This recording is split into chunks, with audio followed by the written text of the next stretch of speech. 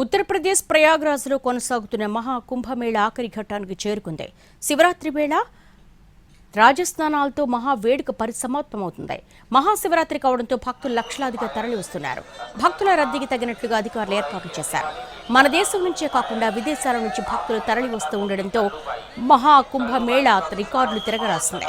మళ్లీ 144 సంవత్సరాలకు మహాకుంభ వస్తుంది. కనీసం 6 పుణ్యస్నానమైన మిస్ అవ్వొద్దని భక్తులు తండోపతండాలుగా వస్తున్నారు.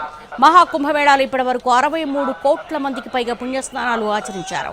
ఇవాళ చివరి రోజు ఆ సంఖ్య 65 కోట్లు దాటే అవకాశం ఉంది.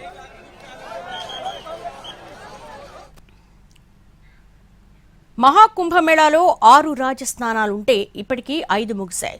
శివరాత్రి రోజున చివరి అమృత స్నానం జరుగుతోంది. జనవరి 13న మొదటి రాజస్నానం చేస్తారు.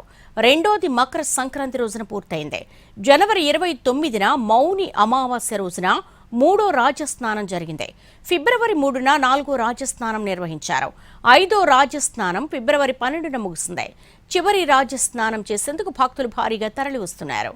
ముగింపు రోజున శివరాత్రి కావడం, అదే చివరి రాజస్నానం కావడం అరుదైన అవకాశంగా భక్తులు భావిస్తున్నారు.